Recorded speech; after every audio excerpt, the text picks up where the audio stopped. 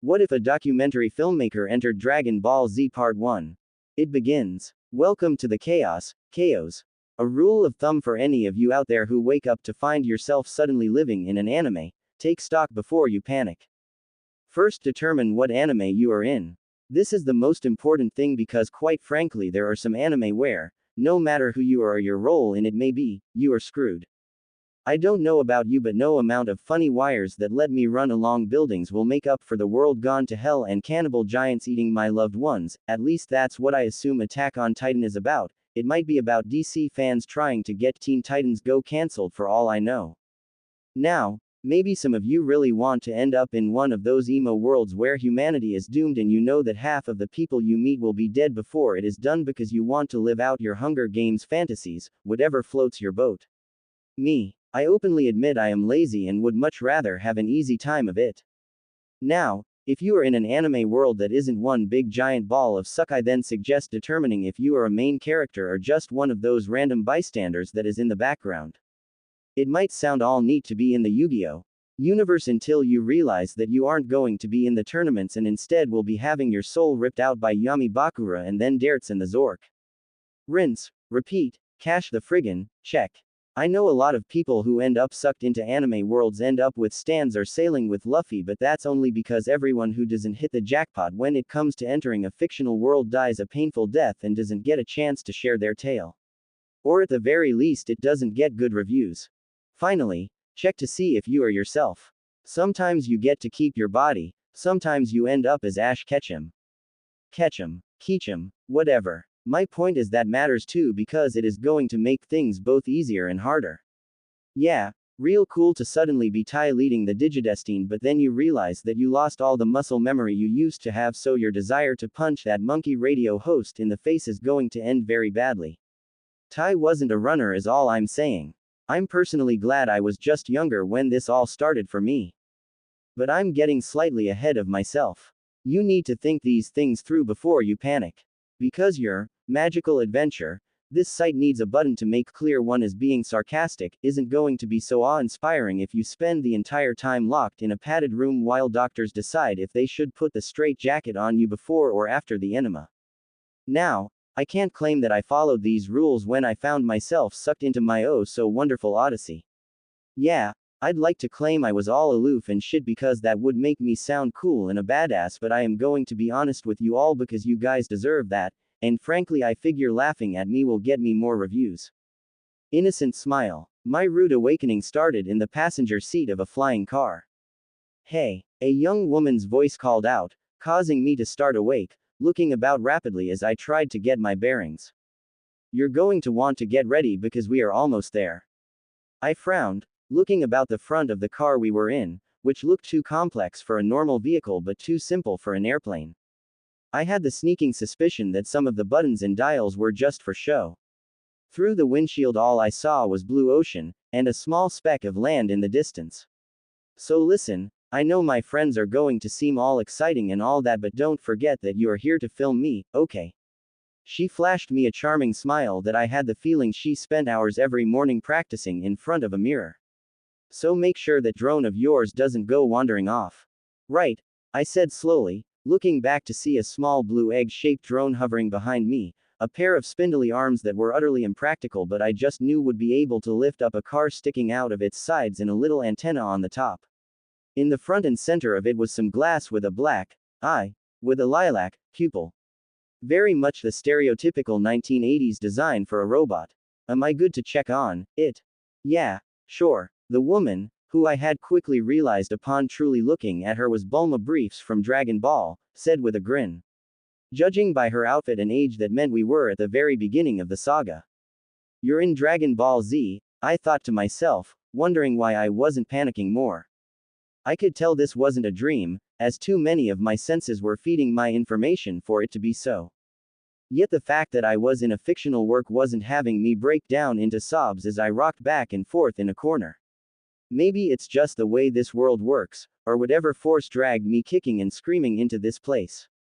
I looked down at my hands, which weren't shaking in the slightest. Steady as a rock. I knew I should feel anxiety, but it was like something had locked those worries away. Bulma didn't notice my ponderings and just kept talking. You don't need to be strapped in when I'm flying this baby. Right on cue, a seagull suddenly appeared in front of us and Bulma let out a cry, jerking the steering wheel and causing the flying car to shudder and tremble as it dove down before righting itself. Watch where you are flying, you jerk. Bulma roared, glaring backwards even though we were already nearly a mile past the avian. Deciding not to say anything lest I get yelled at, I undid my buckle and moved to the back of the, well, I could tell it was larger than a car, so more like a flying van I supposed, and headed towards the drone that was hovering in the back.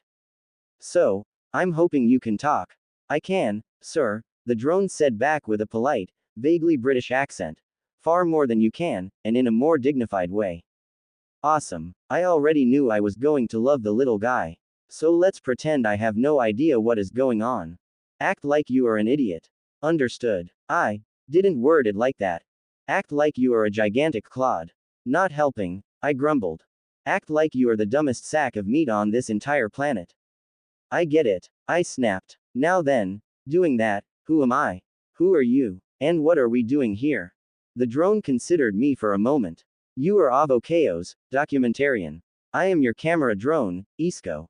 Together we have produced 6 highly acclaimed movies about famous figures in our world. After our last one, about General Vincent of the White Tail Brigade, we were hired by Bulma Briefs to create a documentary about her life. That makes sense, I thought to myself. Or at least as much sense as me waking up in the world of Dragon Ball. I glanced at my reflection in Isco's mirrored surface and saw I basically looked the same though younger. Late 20s, most likely. But same blonde hair, same gray-blue eyes, same circle beard. Even my clothing was rather normal, with blue jeans and purple t-shirt with the words Chaos Films printed on it. I wasn't some strange alien creature or a magical ball of chocolate or anything else that Dragon Ball could have thrown at me. Just a normal human being. I blinked. I'm a normal human. We're coming in for a landing. Bulma called out and I shared a look with Isco before returning quickly to my seat. So I went over everyone that was going to be here, right? Son Goku, Krillin, Master Roshi, I said, ticking off the people I remembered arriving for the reunion. Right. But remember, I'm the star of this documentary. Goku might be some amazing martial artist, but you better remember who is paying you to film all this. She flashed me a dark look and I quickly nodded. I didn't think I was ever going to get used to anime women being able to bring the wrath of the gods upon people. It took only a minute for Bulma to land, and once she did, she leapt out of the vehicle and onto the sands of Kame House, throwing out her hands and grinning, only for no one to appear. Those jerks, she growled, balling her hands into fists. They are supposed to come out here and greet me and tell me how wonderful I look. Maybe they are letting you have a dramatic entrance, I suggested, and at once Bulma perked up.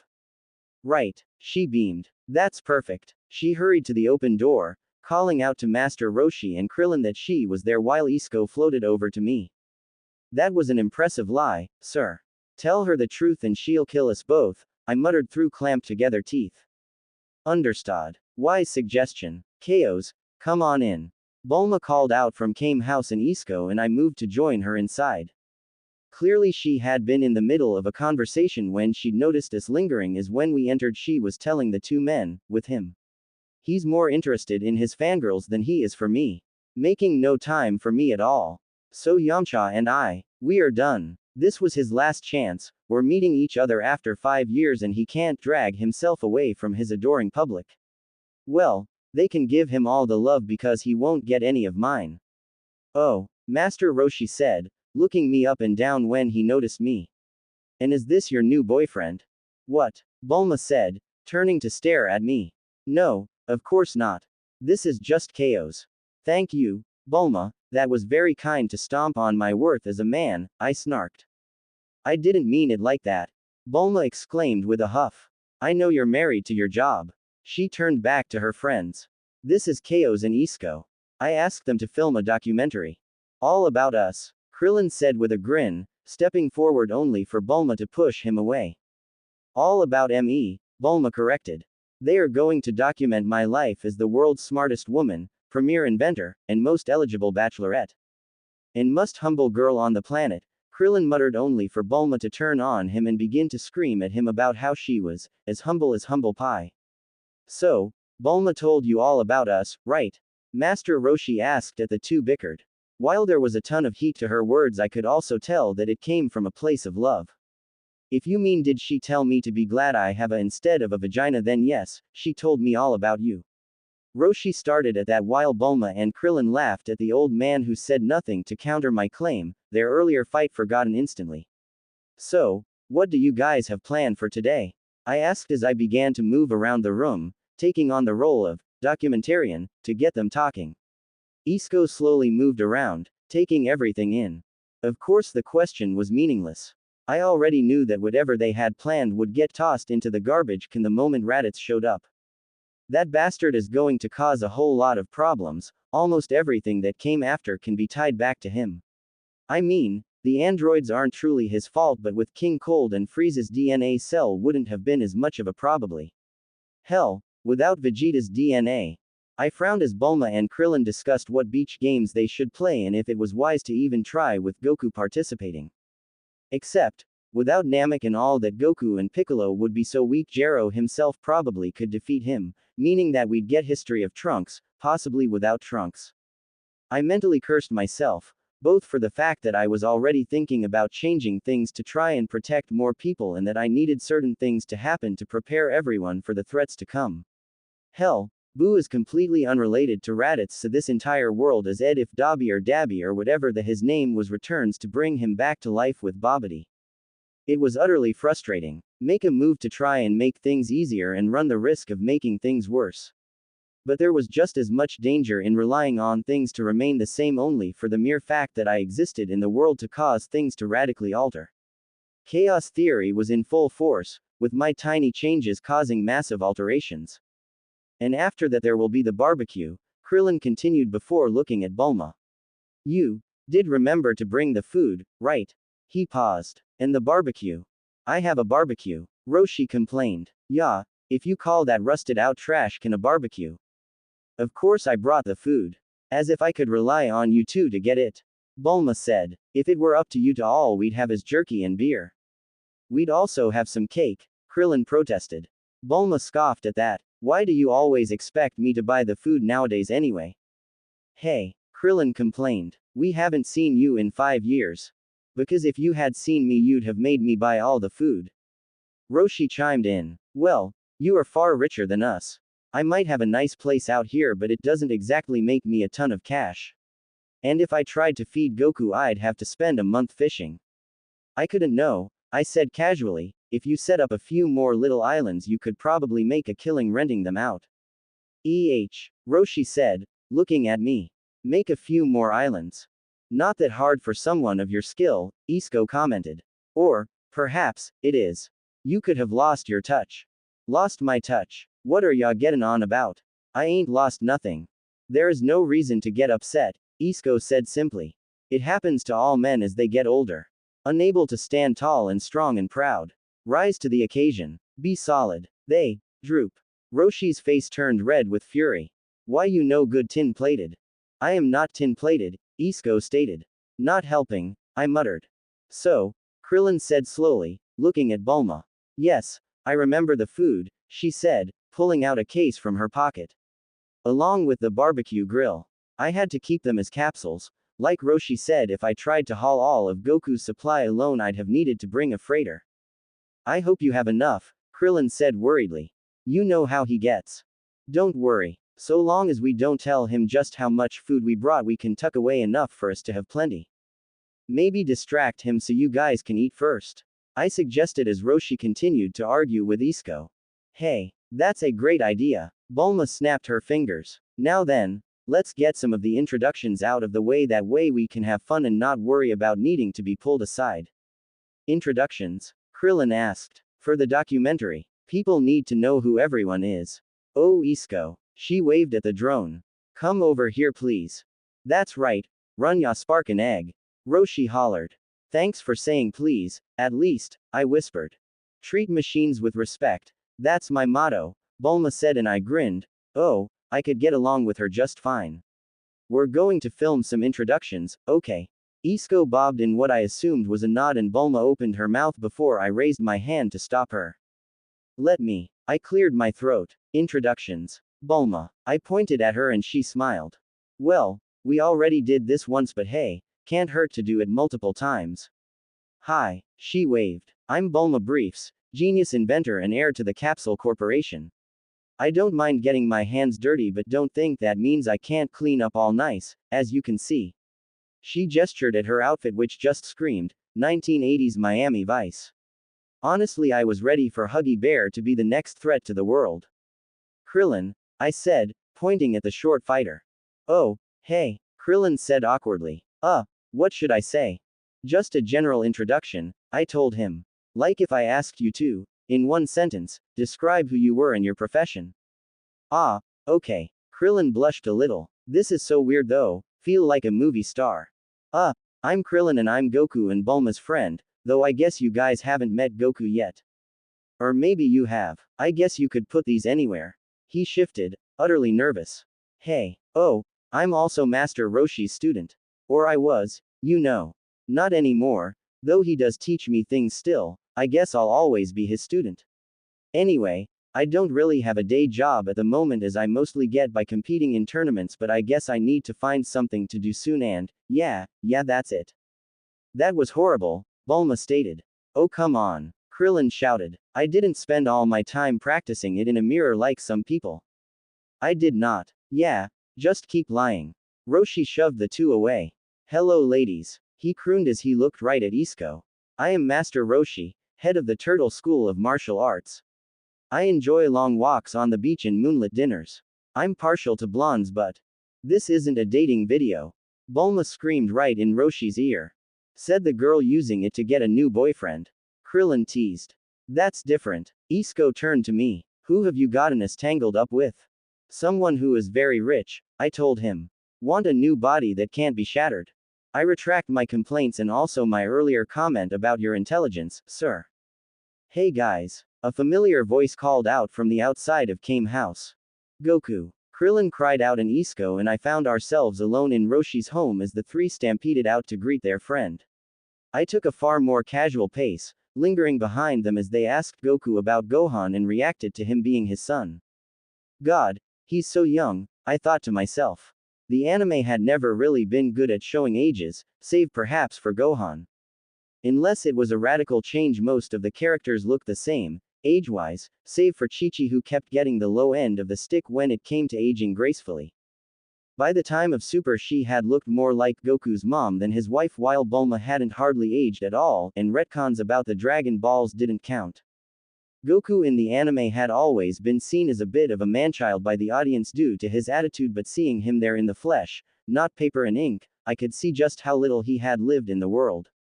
He was in his mid-20s and looked every inch of it, and I knew that in a year the weight of the galaxy would be placed on his shoulders. It was so unfair.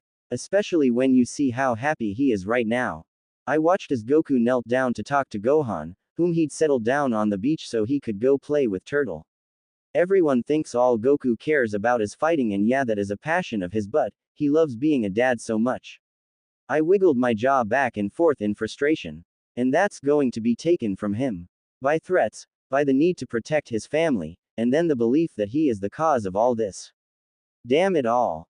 Hey, Goku suddenly called out, breaking me out of my thoughts. Who is that? You get a new student, Master Roshi.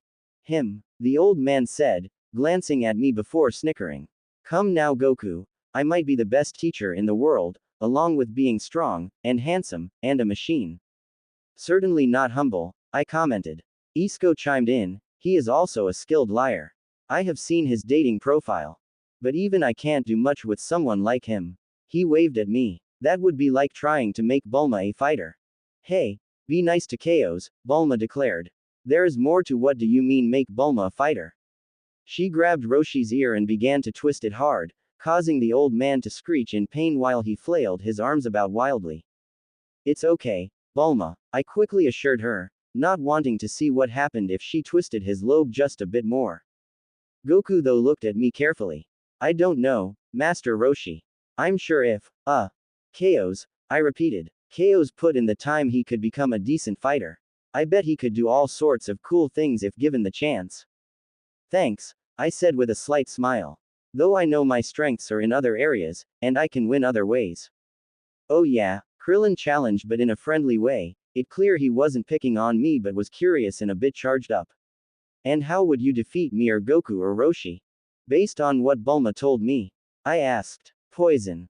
What? Goku said, eyes going wide. Roshi had stopped fighting with Bulma and Krillin was looking a bit green around the gills at that. Yeah, I said with a shrug.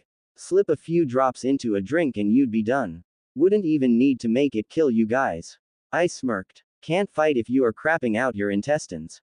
Krillin clearly was thinking about that, now turning purple along with green, while Goku began to laugh, rubbing the back of his head.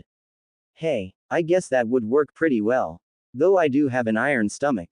Might not work on me. Are you laughing about him trying to poison you? Krillin exclaimed. He said he could, not that he would. He looked to me. You aren't, are you? It would upset your kid, so no, I said with a chuckle before crouching down when Gohan realized I was talking about him. Hey bud, I said gently, trying to be as calm and peaceful looking as possible.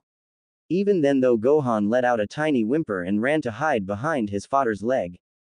Skittish little thing, Roshi stated. Nothing at all like you, Goku. Ah, give him time. Goku declared, picking Gohan up and giving him a cuddle. He'll warm up to you guys. Maybe not the food poisoner, Krillin said darkly, giving me a side eye. Should I be annoyed that you didn't suggest using me? Isko stated. It would be rather easy for me to eliminate the pain receptacles. Are you calling them pain receptacles or suggesting that's what you'd remove from them? Yes. Hey, is that the 4-star Dragon Ball? Bulma asked, looking at the orange orb that topped Gohan's hat. Goku grinned at that, Gohan reaching up to adjust his hat. Yeah, I know I named Gohan after him but I like to remember Grandpa, however I can, and seeing the Dragon Ball always does that. Bulma smiled fondly. I remember how we spent so much time hunting these things down. So odd we haven't needed to in 5 years. Well, I suppose that we don't need to make a WI. Goku was cut off when Bulma covered his mouth with her hand, looking at me and letting out a weak and rather fake laugh. Weekend of it. Make a weekend of it. Right, Goku? Huh, Goku said, words muffled, before he remembered that I wasn't supposed to know about the Dragon Balls. Bulma probably figured it would be better for them to remain a secret, something I didn't blame her for in the slightest. It was dangerous enough that some people knew about them, the more that did the greater the threat. Wonder how long it will take before they reveal them to me. I wondered. If I'm around them enough because of this documentary, I suppose. Goku suddenly froze, looking towards the ocean, and I knew at once what was happening. Roshi, get Gohan inside, I snapped. What are ya on about? Roshi said. He suddenly snapped his head in the same direction that Goku was looking and I knew he'd sensed Raditz approach as well. Right. Come on kiddo, let's get tucked inside. He grabbed Gohan from his father, the little boy letting out whimpering cries and reaching for his dad, but Roshi kept a tight hold on him and raced back into Kame house. Goku, what is going on? Bulma asked. Something is coming, I think it might be Piccolo. Piccolo, Krillin cried out, suddenly very nervous. Are you sure? Yeah, Goku said, and by that point a flying body could be seen rushing towards us. Bulma, Chaos, stay back, okay? Krillin and I will handle this. Don't have to tell me twice. Bulma declared, hurrying to hide in Kame house. However, before I could make a move, Raditz landed, looking at us with an air of condescending arrogance. Whoa, unless Piccolo decided to get a makeover. HMMMPF, Raditz said in annoyance, looking us all over, and I thought some of the shitholes of Bintu were bad, but this planet might be the worst. He walked over to one of the bushes, examining it for a moment before letting out another huff. Seriously, Kakarot, how have you not managed to bring this planet to heal? The citizens are utterly pathetic. They wouldn't even make decent target practice. Goku blinked at that. Are you talking to me? He pointed to himself, shoulders slightly slouched and eyes wide. Raditz spun around and glared at the orange GI wearing man. Am I? Of course I'm talking to you. Who else would I be addressing? These earthlings. The robot. He gestured at Isko, as if I could be bothered to deal with such powerless filth. What is the matter with you, anyway? Well, it's just, you keep calling me Kakarot. My name's Goku. Goku. Raditz rolled the name along his tongue. Goku. He smirked. That's a pathetic name, not suited for a Saiyan, even one as weak as you, brother. Why would you allow yourself to be called that? Well, that's what my grandpa named me. He never told me I had another name. You only have one name. Kakarot. The name given to you by your people. You mean the Saiyans? Goku asked. When Raditz nodded, he added, "What's a Saiyan? You don't know what a Saiyan is." Raditz roared. "That's what you focus on." Bulma cried out. "He just said he's your brother." "So what?" Goku said, looking back at her in confusion. "Goku," I said slowly, "do you know what a brother is?" It might have seemed like a dumb thing to ask, but he had spent much of his life living alone in the woods. I had vague memories of Goku having no idea what a woman was and thinking marriage was a food. It was a legit concern. "Sure," Goku exclaimed, though I wasn't quite sure if he was telling the truth or not. "I just don't see what the big deal is. I mean, okay, maybe we had the same mom and dad." He suddenly smiled, scratching his head. "Huh, I have a mom and dad. I never thought about." "Of course you have a mom and dad," Bulma roared. "Everyone has a mom and dad." "Not Piccolo," I chimed in. "See, Chaos gets it," Goku said with a laugh. "A mom and dad. I mean, I had Grandpa Gohan and that was enough for me, so I never really thought about it. I wouldn't mind meeting them if they are still around, though if they are anything like this guy I'm not sure if I'd want to." He gave a small shrug. "But being my brother, I mean, it's good to know about, but, well, Krillin is more of my brother than some random stranger. So why would him saying he's my brother change anything?" "Wait, really?" Krillin said in surprise, the tension leaving his body. "You think of Mai as your brother?" "Well, yeah." Goku perked up even more, as if saying those words caused them to solidify into something concrete and real. "Yeah, I like that. You're my brother, Krillin." He looked into Kame House, tilting his head and tapping his chin. "And Bulma really should be my sister, now that I think about it.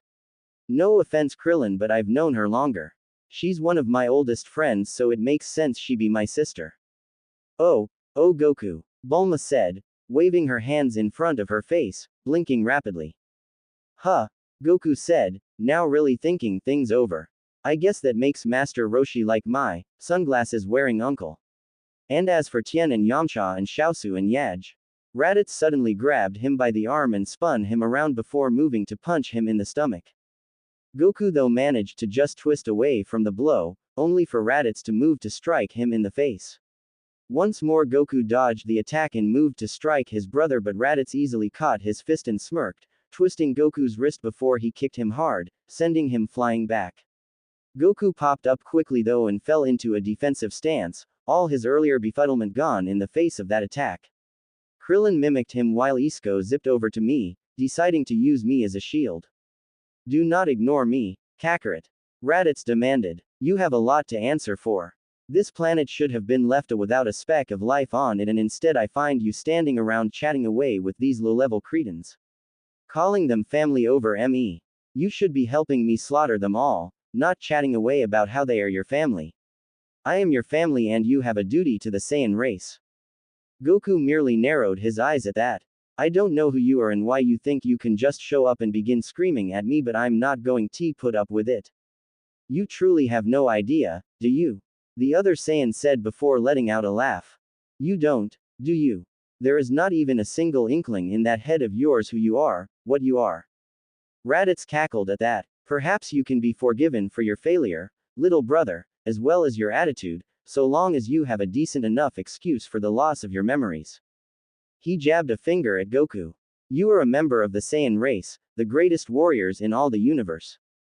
With the destruction of our home, the planet Vegeta, only 4 of us remain, but even then we remain some of the most feared beings in all the galaxy. I came here to seek out your help, for there is a planet that needs to be wiped clean of all life that is proving bothersome. Yet you can't even get this world cleared out of the filth that calls it home." He frowned. "Instead you actually live among them. Where is your pride, Kakarot?" "I have plenty of pride," Goku told him, eyes narrowed in determination. "It's that pride that keeps me from just mindlessly destroying everything just because I could. Anyone can destroy, it takes a powerful person to understand their power and not let it control them. And I don't like you talking that way about my friends, no. Talking about my family that way. So unless you want to apologize, then I'm going to make you. That made the Saiyan warrior laugh. Finally, I was afraid being sent to this pathetic planet had made you utterly weak. He tensed, readying for battle. I will make sure you understand your place. You will fall in line and then you will help me ensure that every pathetic being on this planet knows their doom came to them at the hands of Raditz. So prepare yourself because that little scuffle we just had wasn't even a warm-up for me. Goku, I called out before the two could launch themselves at each other. Maybe you want to move this someplace you can stretch your legs. I looked back towards Kame House, thankful that Roshi had managed to keep Gohan inside and away from Raditz's line of sight. You know, allow you to go all out. The island isn't really suited for a true brawl. Right, Goku said, rising in the air. Come on Raditz, you want a fight? I know where we're to go to have one.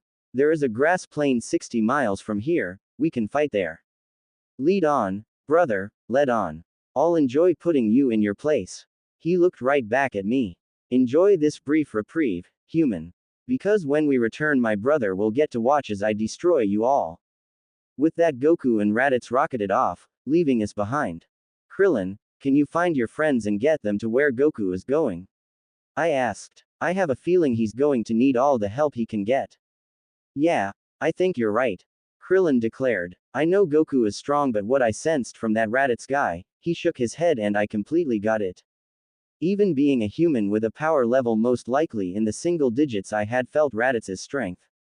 It was the same ancient instinct that had allowed my primal ancestors know there was a predator nearby. Hopefully Tien and Yamcha are close enough by. He took off without saying another word, leaving the rest of us behind without a second glance. Not that I blamed him, all things considered. Do you think that strange man could be Goku's brother? Bulma asked as Roshi came out, holding a sniffling Gohan's hand. The boy rubbed his nose with his sleeve, worrying his lip with his teeth. I mean, he can't, right? It's possible, Roshi stated. Goku's grandpa stated that he found Goku in a strange pod-like device. He wasn't sure what it was, but perhaps it came from wherever that strange warrior came from.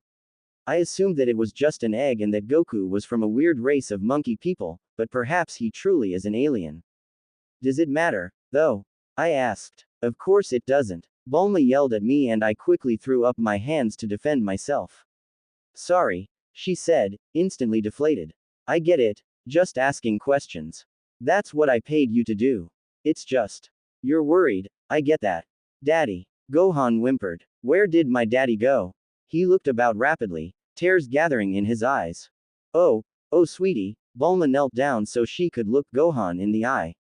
He had to go take care of that bad man, but he'll be back soon, I promise. Until then you are safe with us. He said, you were his sister. Gohan frowned, mulling over that new word. What does that mean? It means she's your aunt, I chimed in. They look after kids if their mom and dad are busy. Aunt, the little boy said, staring at Bulma. Yeah, she declared, perking up. I'm Aunt Bulma, and me and Uncle Roshi are going to make sure you are safe until your dad returns. As Bulma comforted Gohan, I walked over to Roshi, Isko following after. Goku is in trouble, isn't he? I whispered, low enough that Gohan couldn't hear. I can't do a tenth of what Bulma says you guys can do, but Raditz. Yes, Roshi said softly, all his earlier guffing and joking gone in the face of this new threat. Raditz, he is beyond anything Goku has ever faced. While it is impressive that Goku has remained as strong as he has, after getting married and having a son, he hasn't grown in strength like he did back when he was fully dedicated to his training. He has leveled off and I am worried that will make him unable to overcome Raditz. And what he is after, the old man gripped his walking stick. With Piccolo he wanted to take over the world. Raditz just wants to destroy it. I suppose, Isko stated, that it is too much to hope that much like his hair Raditz was embellishing his abilities to compensate for something. Hey, Roshi laughed, but it was weak and forced. We can only hope. I frowned as I looked at the ocean. The smart thing would be to stay here and hope that things work out like they did last time. Maybe even better, if Krillin is with Goku. They could meet up with Piccolo and convince him to fight with them. I glanced over at Gohan and Bulma and set my jaw. Or things could get far worse. A curse flew past my lips before I was moving towards Bulma's ship. Chaos, she called out, carrying Gohan with her. What are you doing? Helping, I said, shaking my head. Lord knows I have no idea what I'll be able to do, but I have to try. You can't fight Raditz, Roshi cried out in a panic. You'd be slaughtered. Yeah, I muttered because I'd found myself in Dragon Ball Z as a normal human. No special moves, no magic, nothing. Just my brains. But, I have some theories, I said as I began to puzzle over what I could do to help. Ideas began to race through my head, growing like acorns, taking roots so that, hopefully, when I did end up at the battlefield, I would have a mighty oak in their place. Well, don't take the car. Bulma protested. I just got it waxed. Here. She ran over to the side and pulled out a capsule box, selecting one and clicking it to allow for a flying motorcycle-like vehicle to appear, complete with a helmet. Thanks, I said as I grabbed the helmet and slipped it on. I looked over at Bulma and another thought struck me. Can I have some capsules? Doesn't matter what you give me. Yeah, that might be a good idea. Do you know anything about healing? I do. It was sports medicine, but it was better than anything. Then take this, she said, handing me one small traveling case of capsules. And these two. She passed me another 2 cases which I secured to the bike. One has food, which Goku is going to want after his fight. The other, well, I'm not for sure. Hopefully I won't need them, but if I do, well, anything is better than nothing, I said as I hopped onto the bike. Isco, staying here or coming? I am out of a job if you die, sir, Isco said, using his arms to lock himself onto the bike. Then let's go. Chaos, Bulma called out. Be careful. I gave a nod, knowing I was about to do anything but. And with that we rose in the air, Bulma and Roshi waving goodbye before I rocketed off towards the dumbest thing I'd ever done. 1 month earlier. I don't see why we can't just go in now and deal with Frieza now. Prince Vegeta let out a scoff at that as he munched on his food, not even bothering to look up. The small grassland moon they had found was full of fat juicy animals, and the Saiyans had made quick work of taking down as much as possible so they could have a feast. It had been a busy month and they deserved that much. And we'd be killed before we even got near him, he said as he grabbed a container of water and took a large swing before returning to the sucking the meat out of a shelled creature's tail. Come on, Nappa declared, a half-eaten green fruit the size of his fist held tight in his fingers. Frieza never fights, you said it yourself. We go in and we'd probably be able to break his arms before he could say a word. He grinned at that, clearly thinking about how wonderful it would be to hear the sounds of the Emperor screaming in agony.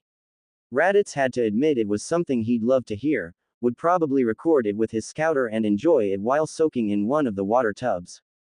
Use your head, the prince snapped as he grabbed a large well-roasted leg of, well, Raditz had no idea what the creature was called, but he did know it tasted really good. Perhaps they should hold off wiping out their entire species, would be nice to have a regular supply. Frieza is never alone, he has Zarbon and Dodoria always at his side.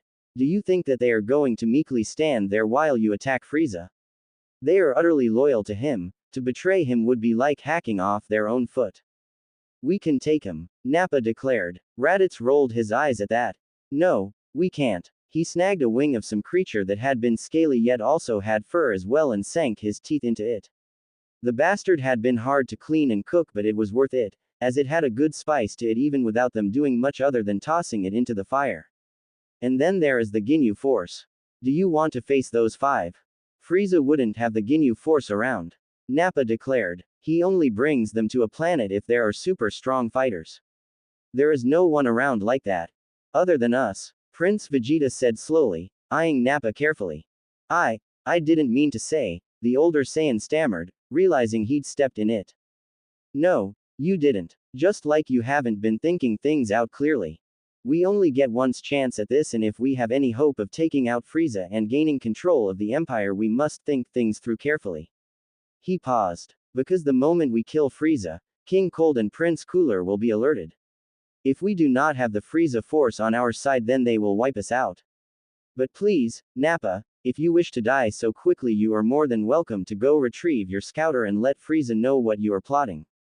Nappa turned and stared fearfully to the north. About 4 miles away they had left their scouters attached to some slow-moving, rather lazy-looking furry creatures. Despite then having long claws, they'd only yawned and scratched themselves as the three had attached their scouters to the creatures before flying off. While it was possible to turn off the communication feature on a scouter, there was a chance that someone at one of the Frieza stations could flip it back on. They did that at times, just to make sure that no one was plotting or scheming. It wasn't common, but occasionally someone would decide to quietly take one of the planets they were supposed to cleanse as their own, and thus the random check-ins would help catch them doing just that. Raditz himself had been sent twice to deal with such soldiers who thought to make themselves kings. And then there were the survivors of planets that they wiped clean who tried to infiltrate the Frieza force and take it apart from the inside. It was always amusing to see just who of the new recruits would die first. Kui still owed Raditz after their last bet. So the scouters were attached to the sleepy animals and would record that the Saiyans were sleeping if anyone activated any of their tracking features. As much as Raditz hated how everyone saw them as little more than savage brutes, he was willing to use their own beliefs against them in this case. When Nappa made no move to leave, Prince Vegeta shook his head. I thought not. He looked at the two of them with narrowed eyes. We will need to choose our moment, and keep this quiet. We cannot rely on anyone else to do this, only the three of us. So I suggest you keep your mouths shut. Of course, Raditz said, a touch annoyed at the prince was speaking to him like he was any other soldier in Frieza's army. We have fought side by side since he was 5 years old, and yet that means nothing to you. My father proved to be the most successful squadron leader in his generation. King Vegeta honored him by placing me as a part of your squad. I was meant to be your advisor and ally, and yet you treat me like I am little more than hired muscle. He didn't say a word of that, however.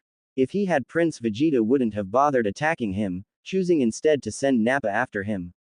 The loyal lapdog, bound by his promise to a dead man that could never say it completed, never attempting to rise up in the ranks by proving his strength. And they had all seen how having him be the prince's shadow had affected Vegeta, preventing him from truly understanding how the world worked. He believes that he is destined to lead purely because of his birth. King Vegeta could bring to submission any who dared tried to stand against him, and they would show their honor by falling into line. He knew that they would continue to plot his downfall and used that to motivate himself to grow stronger. That is how it is supposed to work. Offer a hand to your fallen foe, but know they would always be a threat, so you needed to continue to strive to grow stronger. But if Prince Vegeta ever suspected that I was attempting to take command from him, he would see me killed in an instant. But Vegeta, Nappa said, and Raditz wondered if the man noticed how much the prince hated how familiar the bald-headed Saiyan was with him. Would it not be better to try and have others fight with us? He grinned. You have something stuck in your teeth. Nappa blinked, his boast short-circuited by that, and Raditz chuckled softly as the large man hurried to remove the bit of stringy meat that had gotten caught between his two front teeth. When that was done, he began again, trying to build up his bluster but failing. I'm sure there are plenty who are tired of groveling to Frieza. And if not, I'm sure I can convince them to join up. He pounded his fist into his open palm. Vegeta, though, merely shot him a cold stare. Tell me, Nappa, what would you do if you learned that there was someone plotting against me? Well, I'd tell you. He said it so matter of fact that even though it was the truth, it came off as being so utterly stupid it hurt Raditz's brain. That caused the Saiyan to snap. And you think that those members of the Frieza force you went to in hopes of bringing them to our side wouldn't run and tell Frieza? Watch your tone, Nappa snarled, leaping to his feet and jabbing a finger at Raditz. You are lucky you are allowed to sit with us, you weakling. Nappa. Vegeta snapped, and at once the bald Saiyan froze. Raditz is right. We can only trust the three of us.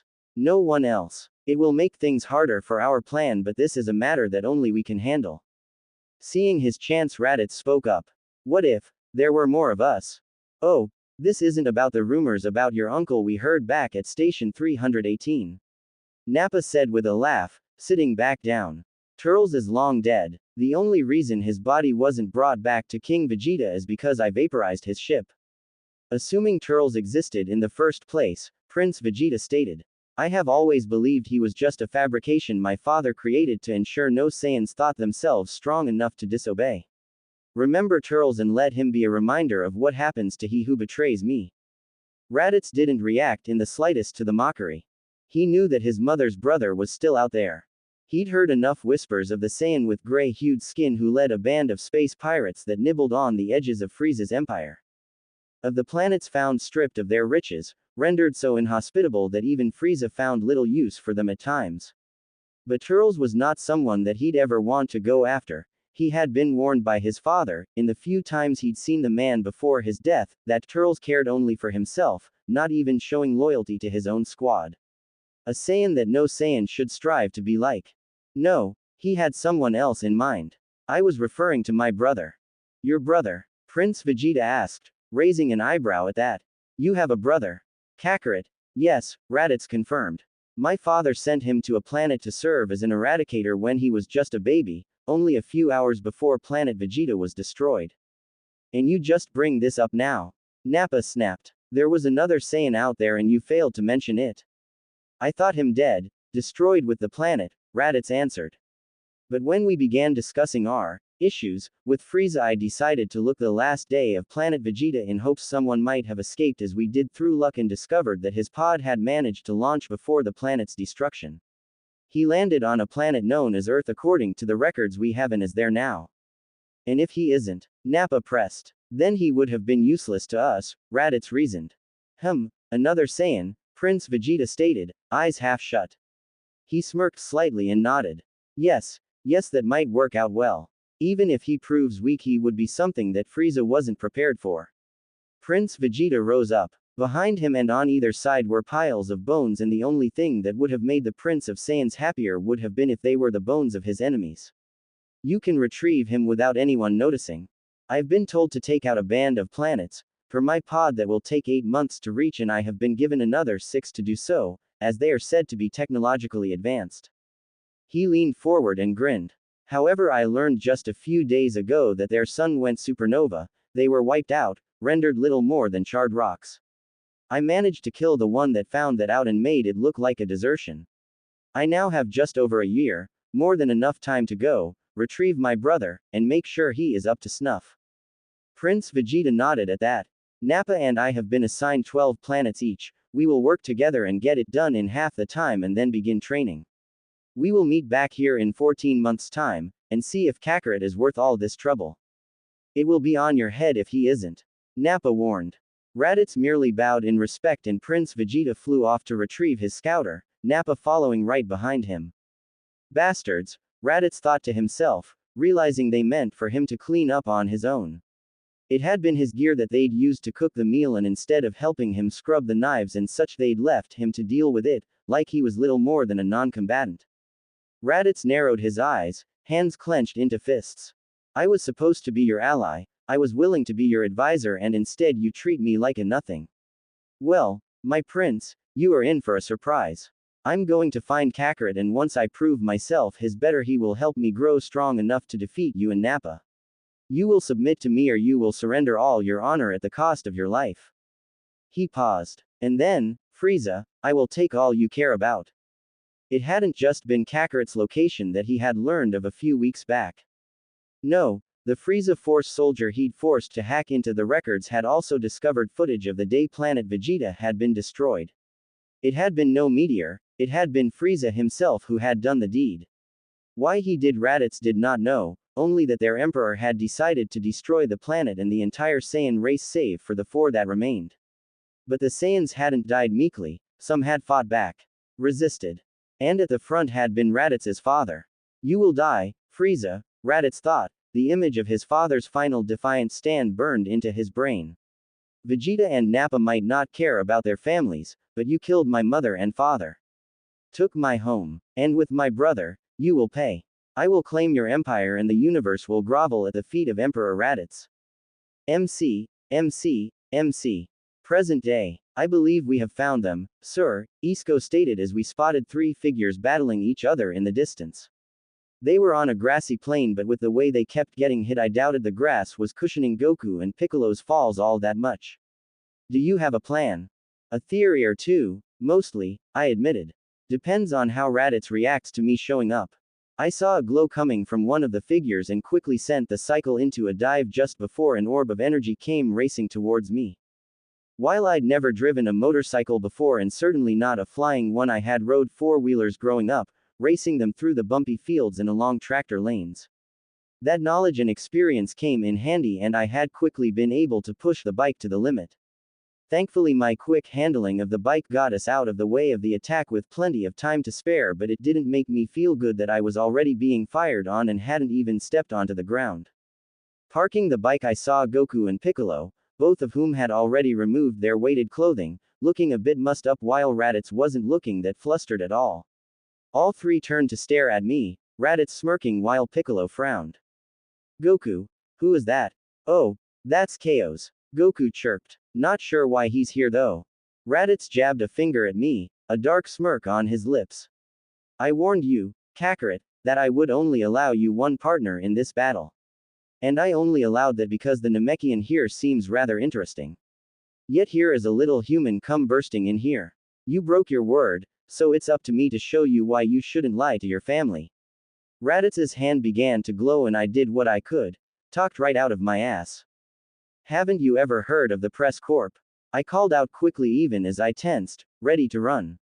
"Documentation of victory." Raditz didn't lower his hand, but he didn't make the glow any more intense. "Documentation of victory. Of course. We do it on Earth all the time. Any time there is a fight of importance, we record it so everyone else on Earth can see it. Would be hard for everyone to watch, after all, but this way you have freedom to do whatever you need to in a fight but still get everyone watching." I glanced at Isco. "We record the fight and make sure everyone knows who the strongest fighter is." Neutral bystander.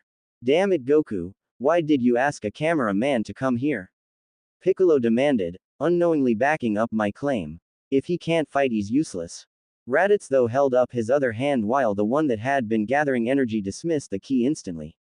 "Wait, you mean to say that everyone on this mudhole will know that I am the mightiest fighter?" "Of course," I said quickly. "Goku and Piccolo are the two strongest fighters on Earth. Everyone knows that thanks to the last tournament we had.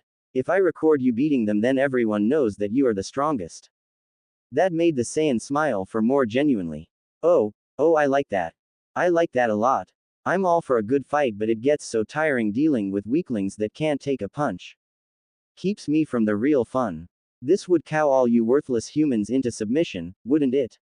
Let you know that you have no chance in defeating me if they saw me defeat the best they can muster. Which isn't much when the best aren't even from this planet." He let out a boisterous laugh. "Finally, a human with a bit of brains. I might keep you around, worm, if you prove your worth. I always wanted a pet." I nodded. "I'll just stay out of the way. Won't even realize I'm here." "Very well." Raditz turned back towards Goku and Piccolo, only to suddenly shoot a ki blast right in front of me, causing me to jump. "But, if any more of your friends show up, Kakarot, I won't miss. This one is your last freebie." "Beep, boop, do not mention what I am, beep, boop," Isco said. "Laying it on thick there, buddy." I dove for cover as the three warriors began to battle each other, throwing kicks and punches at one another as they attempted to find an opening, letting the ki blasts fly freely.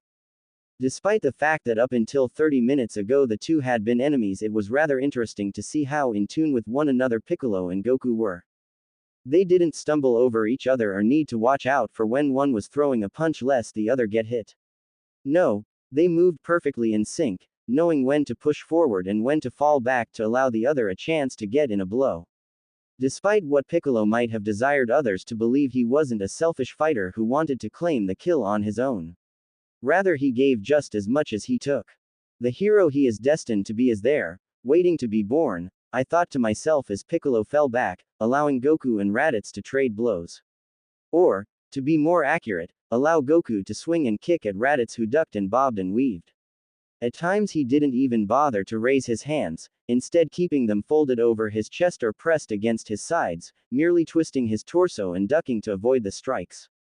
And then suddenly Goku went low, moving for a leg sweep that Raditz easily dodged, only for Piccolo to fire off a barrage of ki blasts that struck him right on the chest, pounding into him like a flurry of haymakers and sending the Saiyan flying back.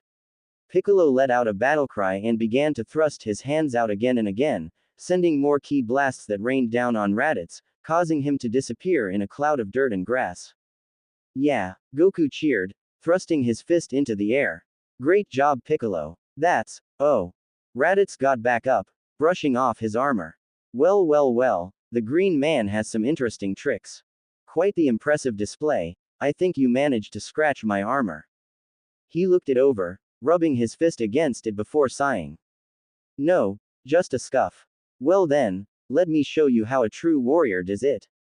Raditz rapidly thrust out his own hands, over and over and over again, and 30 different ki blasts launched from his palms, flying all over and forcing the Namekian warrior to try and twist and dodge. But there were simply too many and he took a good number of hits, unlike Raditz though he went crashing down beside me, gasping in pain.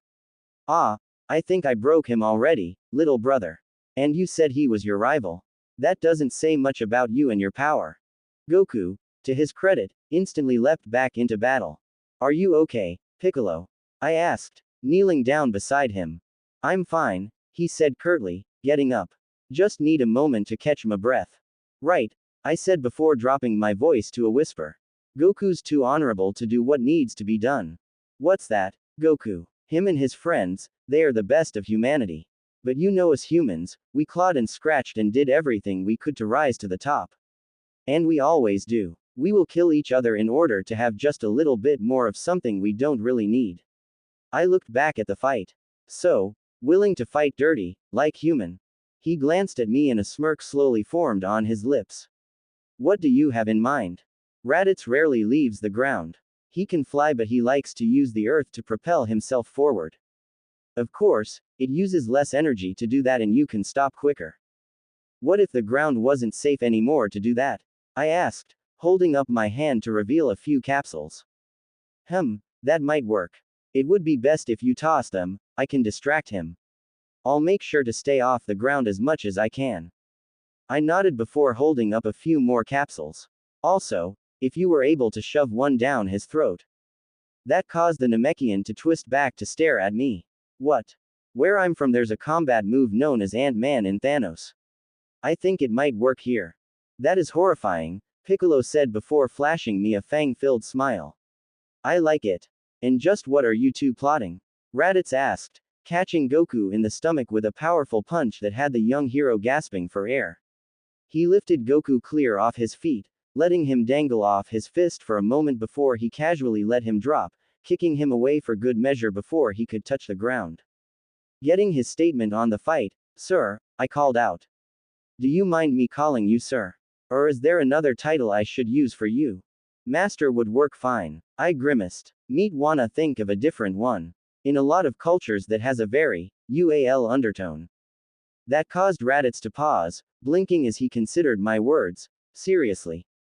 Apparently, Piccolo admitted. Lord is a good one, I pointed out. Raditz smiled at that. Lord Raditz. I like it. Yes, you may refer to me as such. He suddenly was right on Piccolo, swinging at him only for the Namekian to duck while I once more found myself scrambling for cover. Isco, the lucky bastard, had taken to the skies to avoid any chances he might get hit after the last flurry of ki blasts. I would suggest coming up with titles for this one. He grabbed Piccolo by the head, forcing his skull back, but he won't be around long to hear any of them. Piccolo opened his mouth and fired off an energy blast that had Raditz cursing and yanking his arm away. Only because I'll be too busy celebrating your defeat, he declared as he moved in to once more take on Raditz, the Saiyan warrior returning to the defensive. I hope you aren't expecting me to begin calling you Lord, sir, Isco said, floating down to me. I'm not conceited like that, I commented, waiting for the right moment so I could fling out a capsule. Piccolo suddenly rose up in an attempt to try and slam his knee into Raditz's face only for his foe to easily duck away before aiming to strike Piccolo in the chest with an open palm. For his part Piccolo dodged that attack before kicking at Raditz, catching him on the chin and snapping his head back. Now. The capsule flew out of my hand as Raditz stumbled back. The long-haired Saiyan wiped his mouth with the back of his hand as he braced himself to launch another assault. Oh, you are. His foot came down and suddenly he was flung up as a large four-post pink princess bed formed under him. God damn it, Bulma, I muttered. Well, that happened, Isco commented as Piccolo, rather than laugh at what had happened, went on the offensive. He fired off several ki blasts at Raditz who spun around and recovered, too angry about the suddenly appearance of the bed to actually question it. He instead snarled and launched himself at Piccolo only for Goku to rocket right at him, having recovered finally and join in on the fight. Goku, much to my surprise, grabbing one of the posts of the bed and slammed it into Raditz's stomach before trying to tie him up with the sheets. You think those little tricks will stop me, brother? Raditz roared as he flexed, bursting out of the linens. I have encountered every tactic there is. Okay then, Goku said, spinning in the air before launching himself upwards again. Piccolo fired a few more key blasts and I took aim, flinging another capsule, this one in a high arc. Sure enough, after a few seconds it poofed open to reveal an entire vanity with mirror, which crashed down beside Raditz, startling him as makeup and powders bounced around him. How about this? Ma. We should move, I whispered, Isco already buzzing off as I leapt onto the cycle and turned it on. Ma, Raditz roared and thrust out his own hands to prepare for the hit, taking several blasts from Piccolo along his back for his trouble. But still he refused to move, focused entirely on his brother. Goku roared, firing off the Kamehameha. The energy blast thundered down at Raditz and when I glanced back I had the distinct impression of him staring in shock before the blast hit him full on, the warrior screaming with a fury as he fought against it. I had to turn away thanks to the light that was coming off of the blast, bringing the cycle to a stop about a football field's length away from where I had been. Did that work? Isco asked. Raditz roared. Nope, I muttered as the warrior blasted himself into the air, pounding Goku repeatedly in the face, battering the orange GI-wearing hero as he had no chance to raise his hands to defend himself. Again and again he pounded into Goku, grabbing him by the hair and forcing his head up so he could have better access to his face. Impressive, little brother, Raditz bellowed, but not nearly enough to defeat me. Piccolo was suddenly on him, slamming his hand against Raditz's open mouth. The Saiyan blinked as he realized that something had been shoved between his teeth. Before an entire banana cream pie appeared between his lips.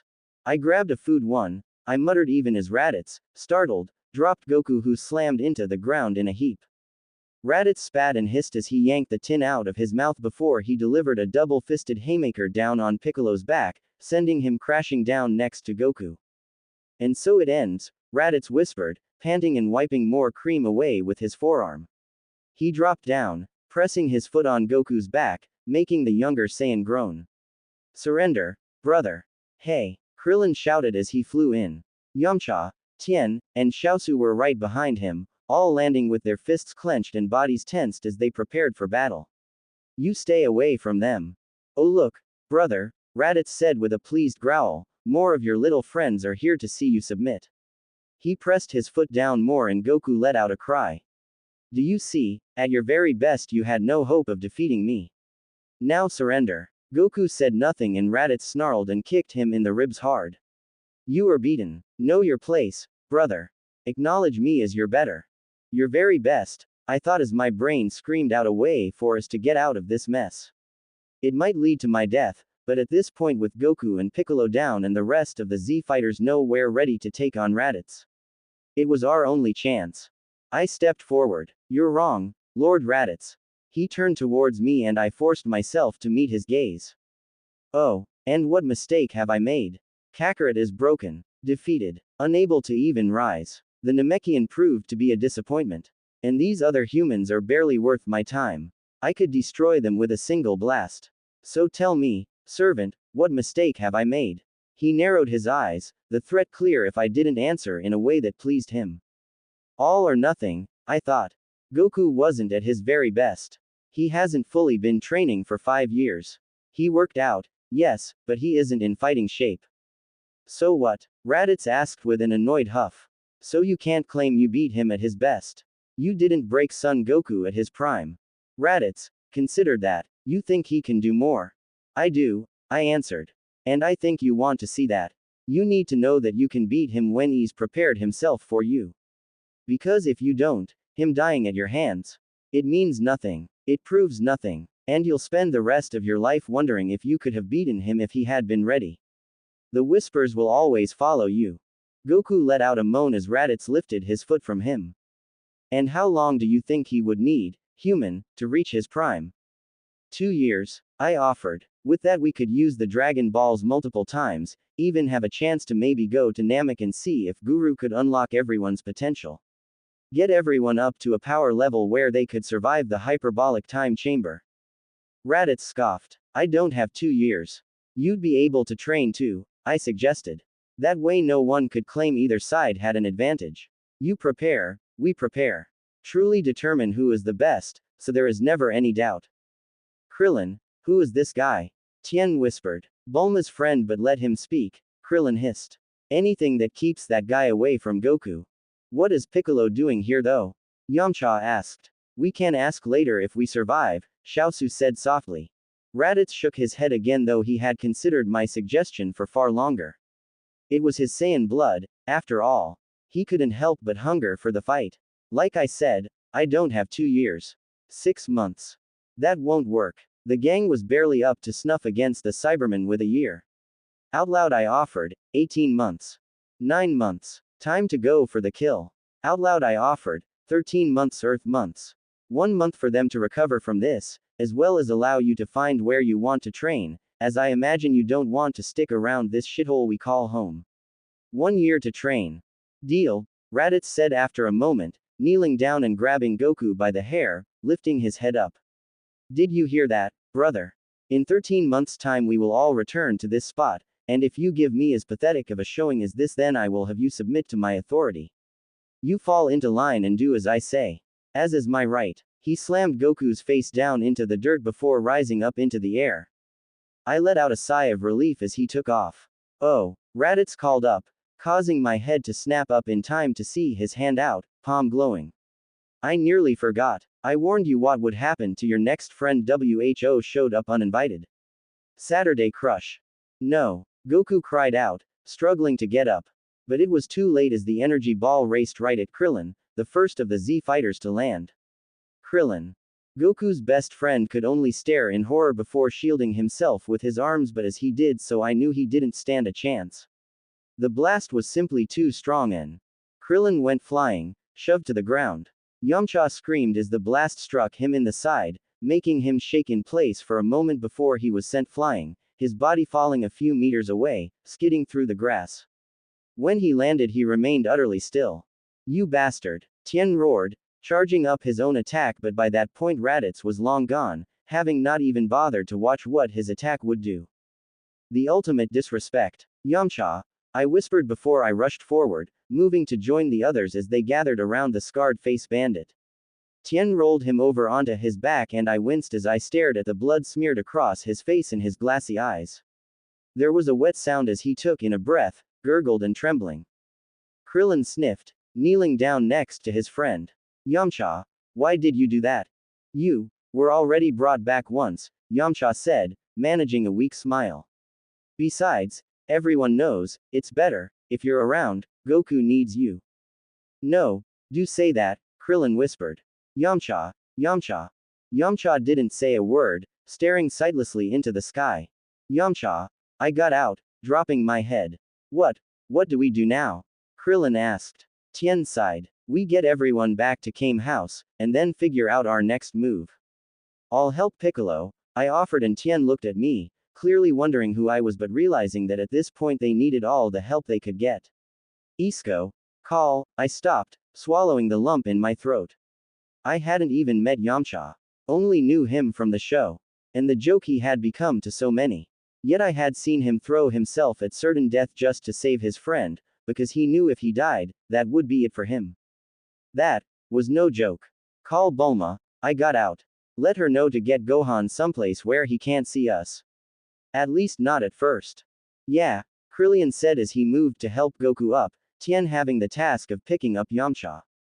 Piccolo glared at me but still allowed me to help him up, his arm draped over my shoulder as I carried him towards the cycle. Little guy shouldn't have to see this. With that we moved to return to Kame House, none of us feeling like we'd won a damn thing. Despite Roshi stating that he should lie down and rest, Goku had refused, choosing to sit in the old man's chair with his son in his lap, stroking the sleeping boy's hair. His face had begun to bruise, one eye was swollen shut, and from the way he would wince from time to time it must have been agony sitting there, the little boy pressed against his cracked ribs. Yet there had been something in his eyes when Roshi had suggested he go to sleep and let them deal with the little monkey-tailed boy, a need to be there. To have his child with him. His friends as well. Except, not all of them. Not really. I was going to tell him he was my brother. Piccolo felt like a total outsider as he watched Goku and his friends stare at the body of Yamcha. He didn't belong there, watching as they grieved. There was no mirth either, no satisfaction. 5 years ago he would have enjoyed seeing them mourn their friend, but only because he had been the one to put him down. A showing of his power, that he could do more than merely kill a person, he could make them not want to live anymore. That's why it's better to be alone, he thought to himself from the corner he had chosen to linger in. You can't be hurt when you are alone. You don't feel the need to grieve when there is no one around that you care for. Can't have someone be used against you either. It's foolish. They're foolish. All of them. After today, I was going to find him, Goku continued on, eyes never shifting away from Yamcha's body as it lay on the couch across from him. The others had sat down on the floor, never considering for a second moving the corpse to the ground and taking the seat for themselves. I was going to tell him that he was more than my friend, he was my brother. My family. Bulma let out a little hiccup and pressed her face against Tien's shoulder, the Triclops patting her back gently. Since he could remember, he'd isolated himself from the world. Understood what he was. A demon. A monster. The threat that would either rule or be destroyed. There was no in-between for him.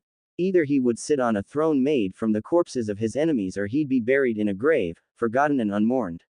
It had been ingrained in him by his father, whispered in his mind from the moment he had been created. Monsters didn't need friends, and from what he was seeing he was lucky he didn't have them. It only meant hurting when they were gone. Yes, it was better his way. I know all of you won't like hearing this, but we really do need to begin thinking about a plan, Roshi said quietly. What do you mean? Bulma managed to get out. Kaio's only managed to buy us 13 months, Roshi said, glancing over at the man in question.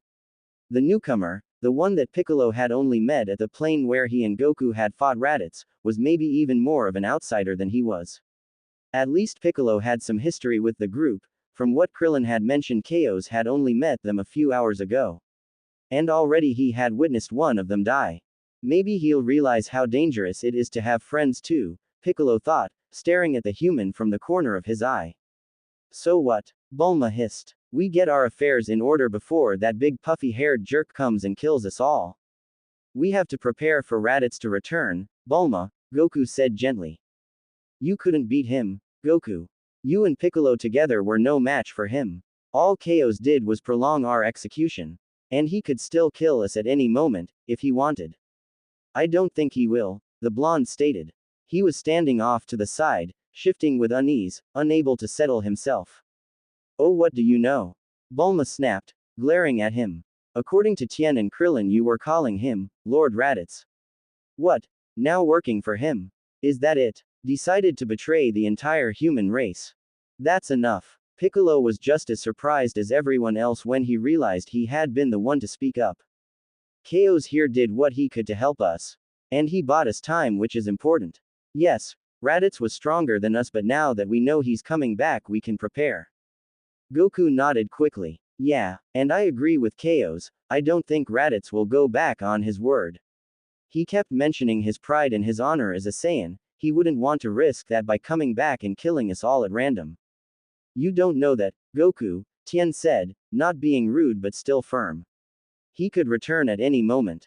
No, he's going to honor his word, Goku repeated earnestly. And we will be getting ready for him.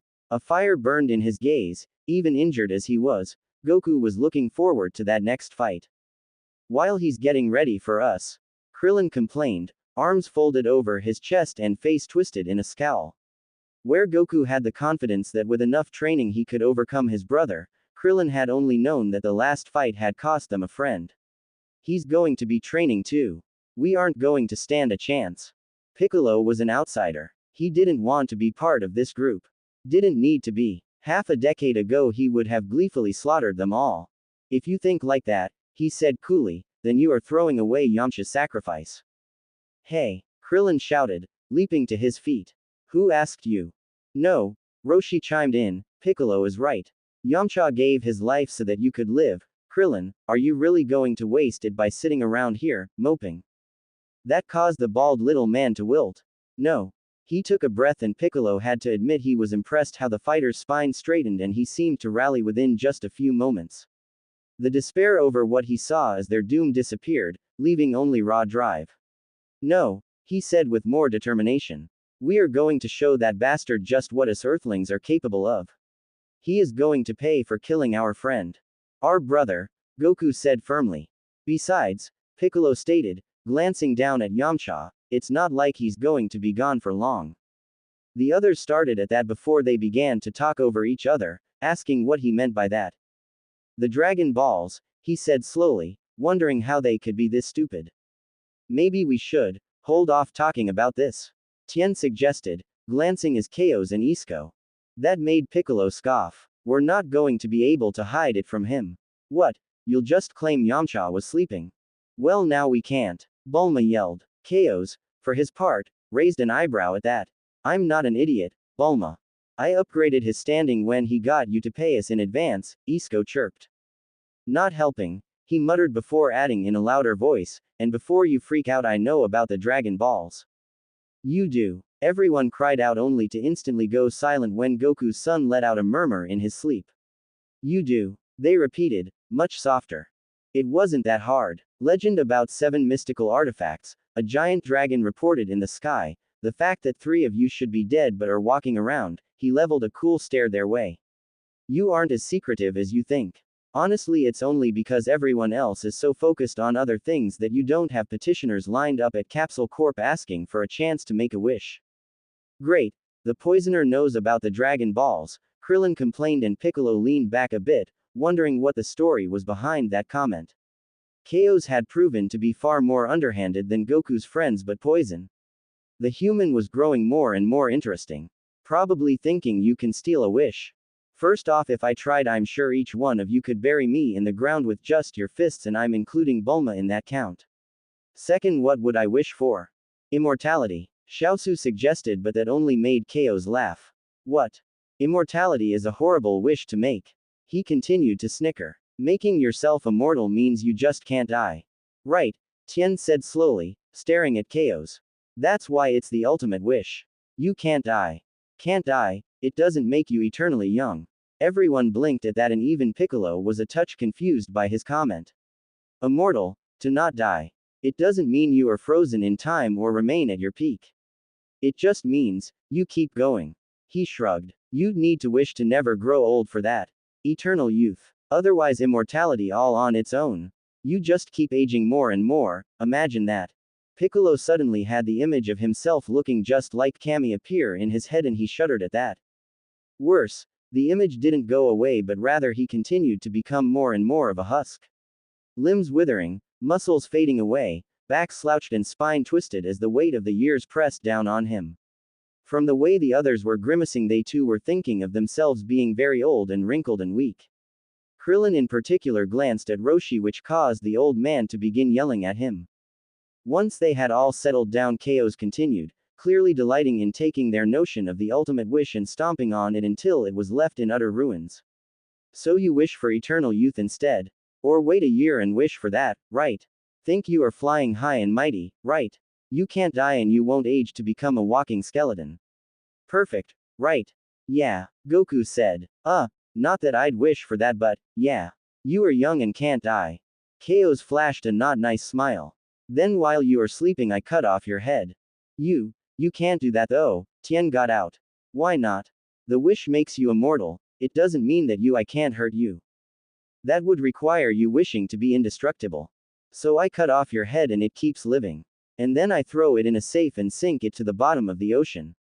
You are left alive, all by yourself in the dark, forever. He clapped his hands together, causing them all to jump. Such a wonderful wish. And that's if I decide to be lazy. I could just remove your arms and legs or paralyze you from the neck down and then torture you every day because immortality means you still feel pain. Just a little blob that can only twitch and scream as I slowly toy with your nerve endings.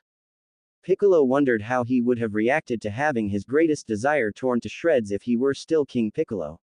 Probably rage and try and deny what Chaos was saying even as he felt the weight of the truth pressing down on him, he thought. And then ask him for some tips on slaughtering my enemies. Krillin stared at him in horror. Who thinks like that? Someone who can't benchpress this house, Chaos replied coldly. That's the problem with you guys, you are very strong and powerful but you forgot what it's like to be completely desperate. Because desperation forces you to get very creative. Goku began to tick off the points. So, we'd have to wish for indestructibility first. Then immortality. Then eternal youth. It was Piccolo though who answered.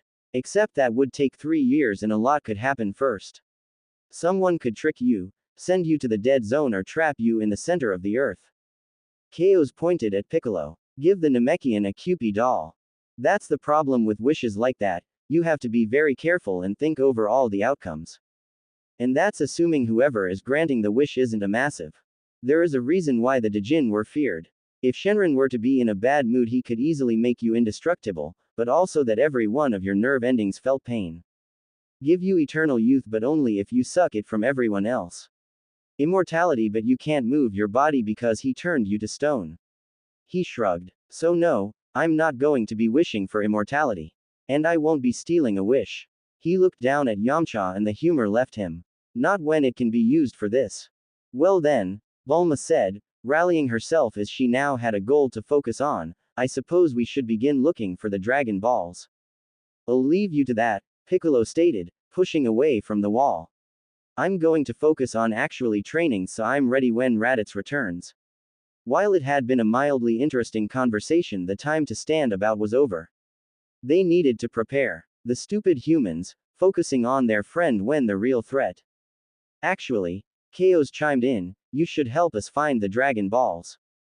You think I care about bringing that scarred-faced bastard back?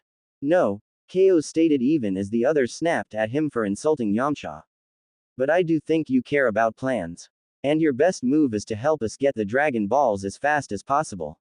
What do you mean? Goku asked, confused. Piccolo didn't blame him as he didn't quite follow Chaos' logic himself. We have 13 months, he stated. How long does it take the Dragon Balls to recharge or be used again? Because I can't imagine it as a wish as much as you want, like a buffet sort of deal.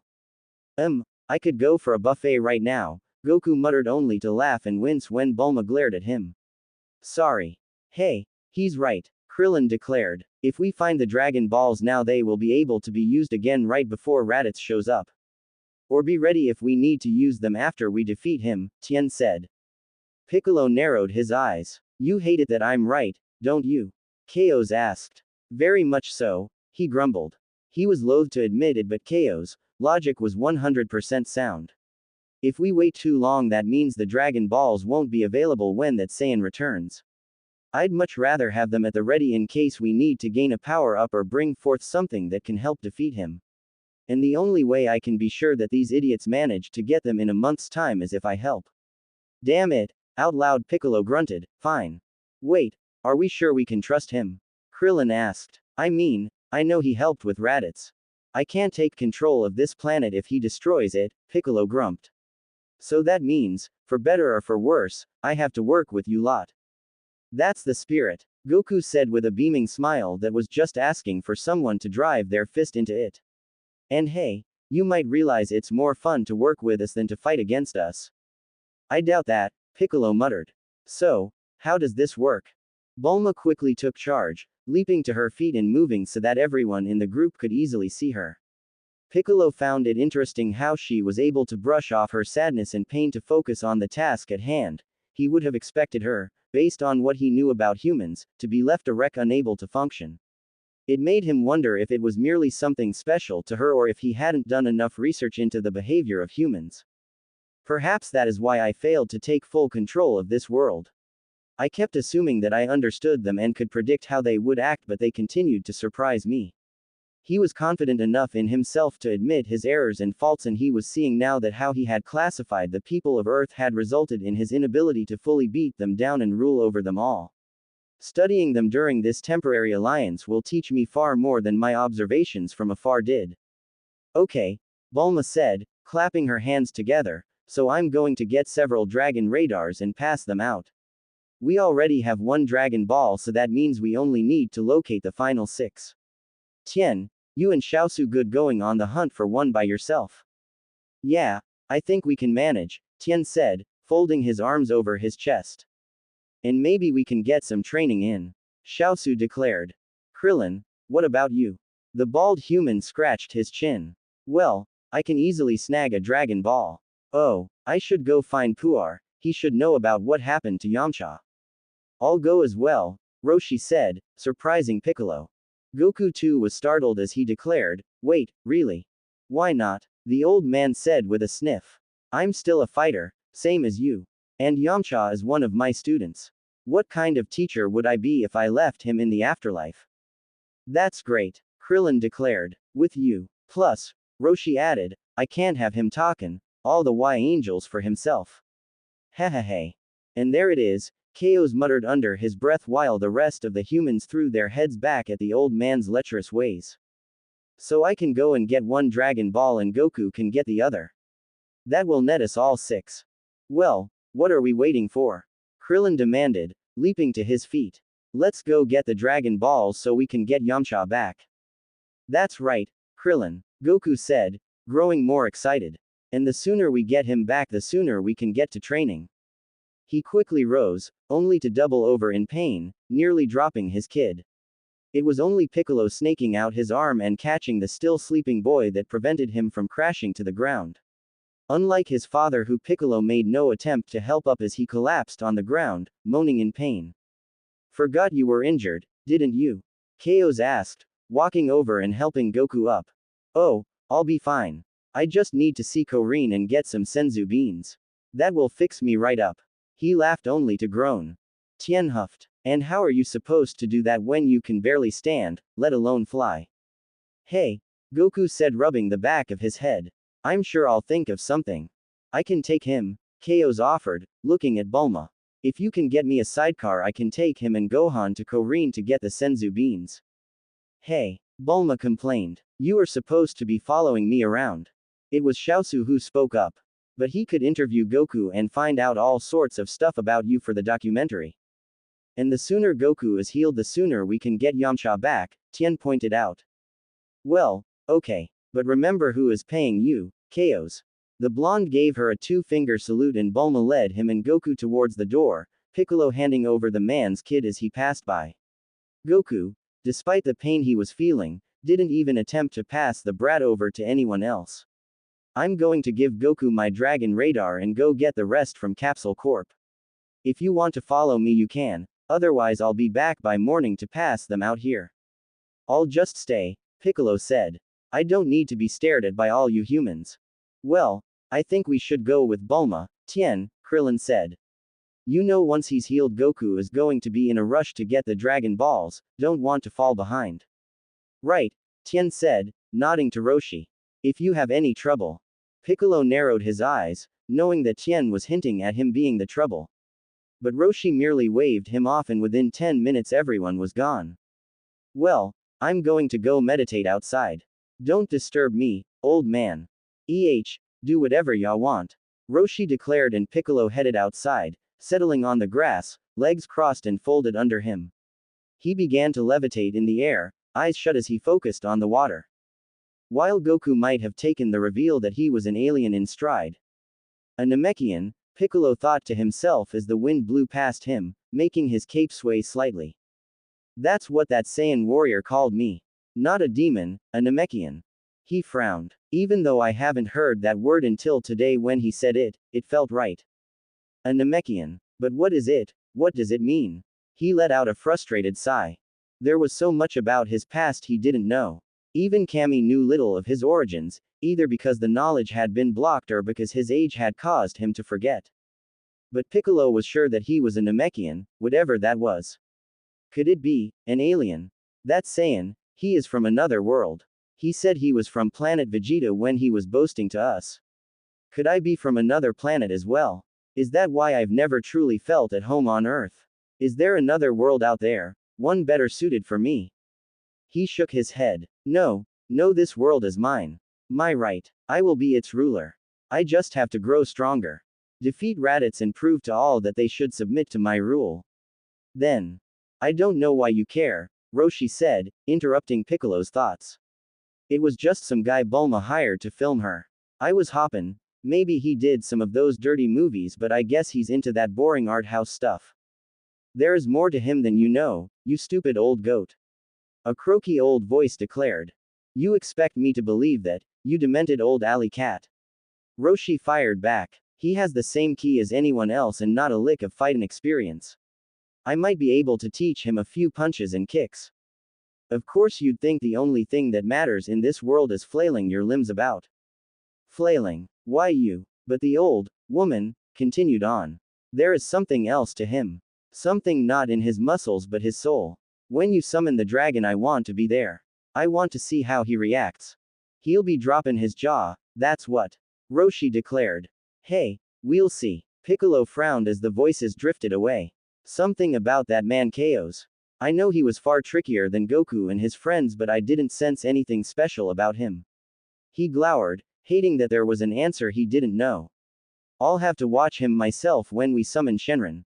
He froze. Shenron. He knew the dragon's name. First the Dragon Balls, now Shenron.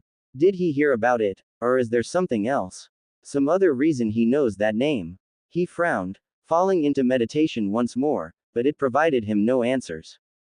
MC. Sure you two don't want to hop back into the sidecar? I called out to Goku as we flew away from Korin's tower. Give Nimbus a break. Nah, it's fine, Goku said, Gohan secure in his arms. For as frightened as the boy got, I was surprised to see that he had no problem at all riding on the little cloud. Though perhaps that had something to do with his father holding him close. But maybe Isco would like to ride in it. I don't need to ride in the sidecar, the drone stated on my opposite side. If anything, I should be the one driving the motorcycle. I certainly would be able to get it out of first gear.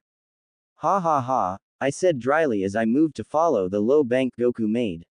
We were actually traveling rather fast, eating up miles within seconds. Have to see if I can keep this baby, I thought as I turned the flying bike slightly to the left as Goku did the same. Be nice to have something to fly with, as I doubt I'll have enough ki to be able to get airborne. Out loud I said, you focus on handling the dragon radar, Isco, that is the most important job at the moment. Of course, sir, Isco replied. He wasn't actually holding the radar, as he'd explained how I could install the device into him, making it so he was a living radar. Rather handy, in all honesty, so I had no problem with it. And I certainly do not plan to use this knowledge to later claim the Dragon Balls and wish for a harem of robotic lovelies to see to all my needs. I blinked at that, so long as it's not in the middle of a crisis. Deal. Isco turned to stare at me for a long moment before turning back to flying beside the cycle.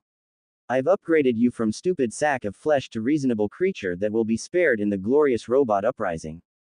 I have no problem being the pet if I'm given walkies, I joked. Isco, rather than snarking back, instead asked, are you aware we are now going in the wrong direction? Goku, what's up? Isco says the Dragon Ball is in the opposite direction. The Saiyan, who had flown a bit ahead of me as I talked with my partner, slowed down so we didn't have to scream at each other. Oh, right, well, I figured it might be best to check in on Chi-Chi and let her know what is going on. She gets mad if I disappear for weeks on end. Haha, he chuckled at that, like it was the most humorous thing in the world to abandon your wife. Are we going on another adventure, Daddy? Gohan asked. Like to see Aunt Bulma. Yup, Goku said happily. I just think we need to find some better traveling clothes for you. Nothing wrong with looking nice for our friends, but I think you'll be more comfortable in your normal stuff. Gohan pulled at his outfit before giving a rapid bob of his head. Hey, Chaos. Mind not telling Chi-Chi how hurt I got? I don't want to worry her, and a lot of times if she thinks something bad might happen, she doesn't want me to do it. I didn't like the idea of lying to Chi-Chi, mostly because if she found out I knew she could put me in a world of hurt, but I nodded my head anyway, as honestly there was a good chance Goku would slip up and reveal it all to her anyway. After another 10 minutes of flying, Goku began to slow down, making for a forested area with several fields and a comfortable-looking round house that could only be the Sun family home. Gohan was excited, leaning forward as we got closer, and we all barely had time to land before Chi-Chi burst out, beaming in delight. Oh, Goku. Gohan. I was so worried when you didn't come home last night. She rushed out, wrapping her arms around Goku and giving him a kiss on the cheek before she instantly went to Gohan. We told you we would probably end up spending the night, Goku said with an embarrassed grin. There was nothing to worry about. We camped out in the living room. And by that Goku actually meant that he fell asleep for a few hours in Roshi's favorite chair because he was too injured to actually get up. Well, now that you are, Chi-Chi paused, finally noticing me and Isko. Goku, who is that? She frowned as she walked towards me, clearly realizing that if Goku and Gohan weren't tensing around me and in fact had led me here I wasn't a threat, probably. It was Goku after all, so there was always the chance he had found a Hell King and offered to fight him after he had dinner and suggested he tag along. Haha. Sorry Chaos, I forgot you were there. Chaos, this is my wife Chi-Chi. Chi-Chi, this is Chaos and his pal Isko. They work for Bulma. We're filming a documentary about her and her friends and we decided, I began only for Chi-Chi's eyes to light up. Oh, a documentary about Goku. How wonderful. I keep saying he should get his name out more. People would love to buy radishes from the man that saved the world. This will be lovely. You must stay for lunch as well. Goku, unsurprisingly, didn't protest that delay in our plans considering it had to do with food and I had no problem sitting down with the others, though I had a feeling trying to figure out chopsticks might be interesting. That was how I found myself 2 hours later sitting with the Sun family before a massive mountain of food that I was pretty sure was a small meal for them. I was seated next to the Ox King, Chi-Chi's father and a true giant of a man who asked me in a polite tone about my work as a filmmaker. I did my best to answer without revealing that I had no idea what I was doing since I was pretty sure I hadn't existed until the day before. Or if I did I took over the mind of whoever Avo Chaos was, I thought to myself. Need to get some time and talk about Isko about that, and explain to him the situation. I figured he would be the best person to start with. As for the others, well, if I did end up hanging out for a while with Goku and his friends then they'd need to know. They welcome time travelers, ancient magical beings, and destroyer gods into their midst.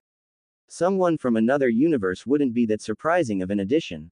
Hell, in about a decade and a half they would have a tournament full of them. Now Gohan, Chi-Chi said, I am thinking that this afternoon will we get back to modern world history. I want to make sure you have a firm grasp on things before we move on to the more ancient events. Then in the evening we'll work on your math tables.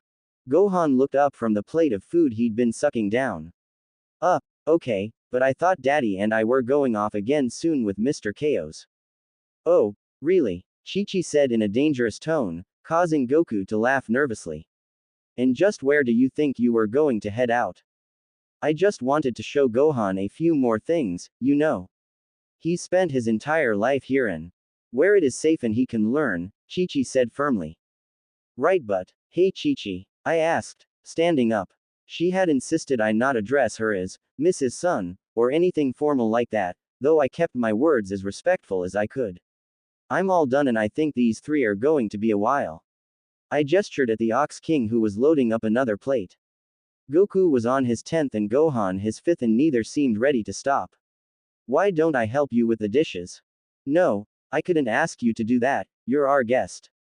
And as a guest I should thank my host, I said with a smile. Besides, I can ask you some questions for the documentary. Not filmed, just recorded. Overlay it with other footage. Chi-Chi warmed to that idea quite a bit.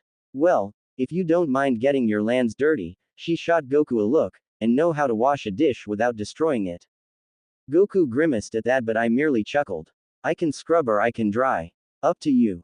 Accepting that I actually knew what I was doing Chi-Chi led me out of the dining room, though I didn't miss the look of gratitude Goku sent my way over diffusing that fight.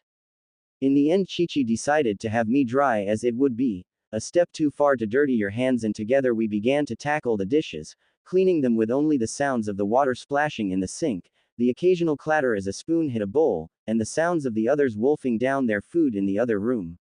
There was enough to make a dishwasher at a restaurant have a panic attack but we managed well enough. So, you wanted to ask me some questions. I hope they aren't all about Bulma. They aren't, but they can wait. I paused. Goku didn't want to tell you because he didn't want to worry you. He cares about you and knows how upset you get when you find out things didn't go smoothly or to plan. Oh, Chi-Chi said, her voice as sharp as the knife she was cleaning at that moment. I decided to head that off. If I could keep her unbalanced, hit her with information body blows, it would make all of this far easier. I don't like to lie, and in my head I could hear the laughter of, well, no one I knew, as none of them had ever realized just how much I twisted the truth, and I think you deserve to know what really happened. I do, Chi-Chi said frigidly. We found out where Goku came from. That caused her to stop short, her rage disappearing instantly. What? She turned to stare at me. You mean, he said his grandpa Gohan found him, but she trailed off, leaving me a chance to answer. Goku isn't from Earth. I decided to rip that band-aid off. He is from another world, one long gone. He is one of the last of his kind, a species known as the Saiyans. Last? Oh my.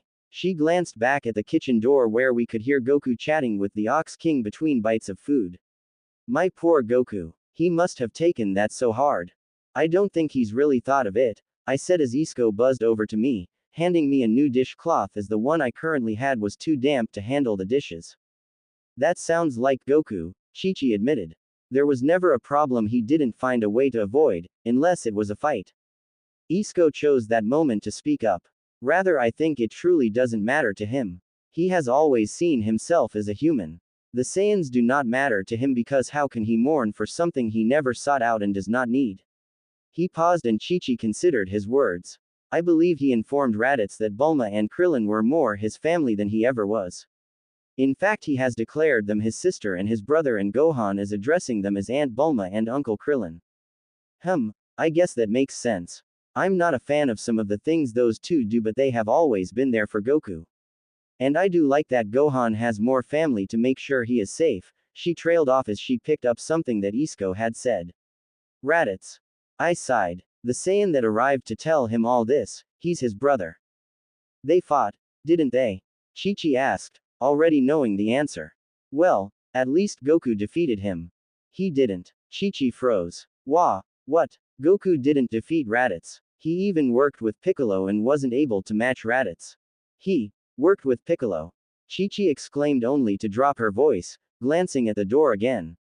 She clearly realized that if Goku heard her, that would lead to the end of the conversation, and rightly assumed it was only through me she would learn the truth. Him and Piccolo. But he hates him. I finished. Piccolo saw that Raditz was the greater threat to us all. And they still couldn't defeat him. No, I said. We only were able to buy ourselves 13 months before he returns. And it came at a cost. He looked down at the cup I had been drying for the last 5 minutes and set it aside. Yamcha died saving Krillin. No, Chi-Chi whispered. That's what this trip Goku wants to take Gohan on is about.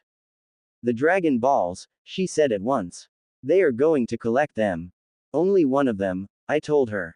The others are collected, the rest. We're going to go and collect ours and then return to Capsule Corp and bring Yamcha back. Of course, Chi-Chi said at once. Of course. If it had been Goku, I know Yamcha would have sought the Dragon Balls to bring him back. She sighed. But does he have to take Gohan? He wants to spend time with him, I stated. He knows he's going to have to begin training hard to fight Raditz. He doesn't want this fight, Chi-Chi, not really. He'll do it and get excited to grow stronger, but Goku, I thought of how to word what I wanted to say, to not reveal future knowledge.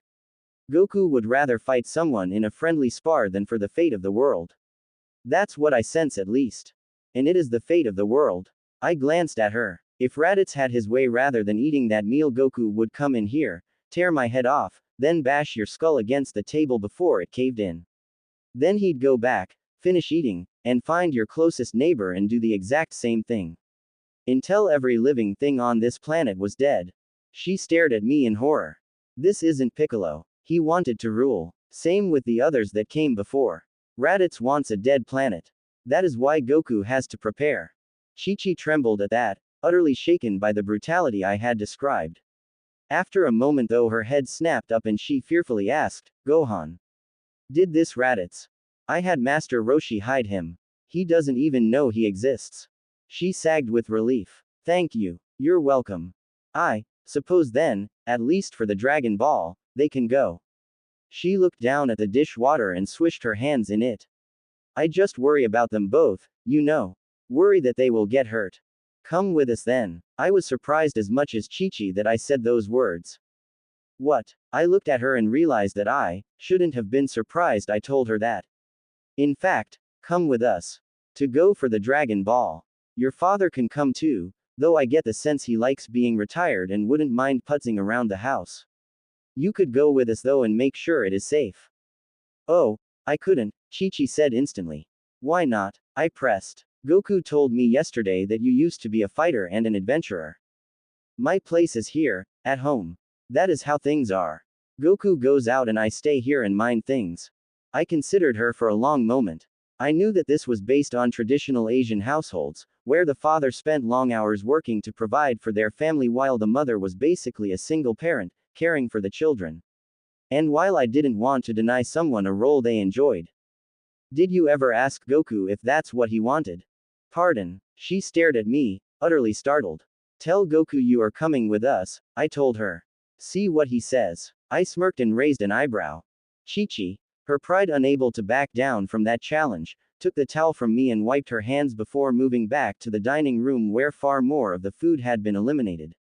Goku had a bowl of noodles close to his face, racing to shovel it down as quickly as he could, only to glance up when he saw his wife hover.